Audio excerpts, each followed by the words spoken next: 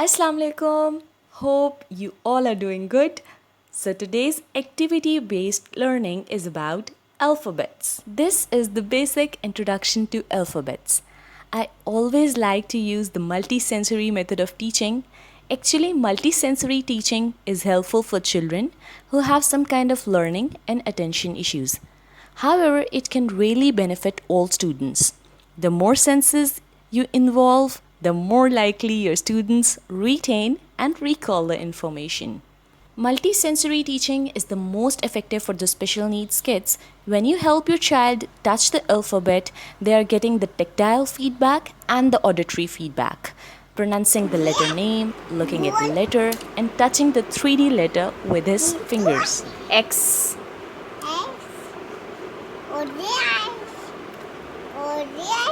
W. Now let's move on how to make a sensory tub learning alphabets for your kids. I added the colorful and bright sea creatures and these squishy balls which expand in water, and added a little bit of blue color to make the activity more attractive. Then I added the 3D letters in the water. You can see these squishy balls expanded. This is a great way to get your children involved in learning letters.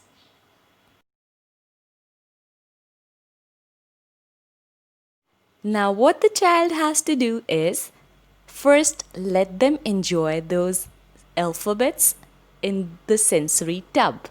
Afterwards, instruct them to take out the letters, the alphabets, one by one, and you, as a teacher or a parent, have to pronounce it to the child. For example, if it's T, you have to pronounce it T, and wait for the child to pronounce it with U. S, J, D, E, F. It could be random or it could be in the sequential order like A, B, C, D. But first, let the child arrange them in a random way. Then, help the child arrange them in a sequential way so that the child could learn the alphabet sequence. This is a very helpful and very involving strategy for the kids who have learning deficiencies, and they will really enjoy this. As you can see in the picture, the child has taken out all the 3D letters from the water tub and have arranged them in a random order. A, B, now it's not C. Find F.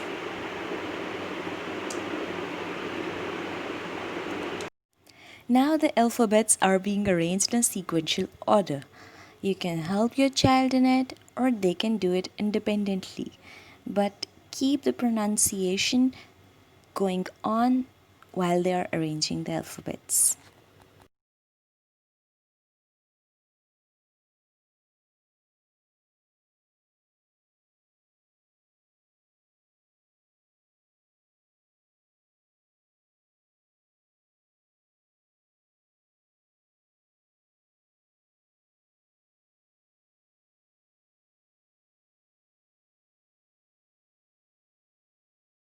This is a fill in the blanks activity.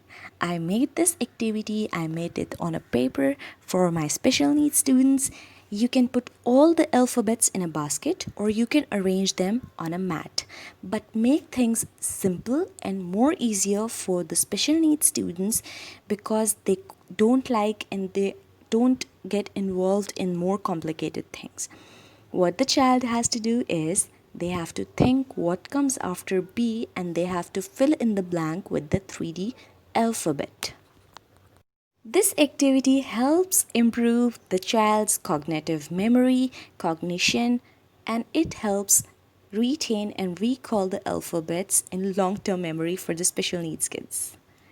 On the next, we have the matching activity. The child has to match the 3D letter with the letter or alphabet written on the chart paper.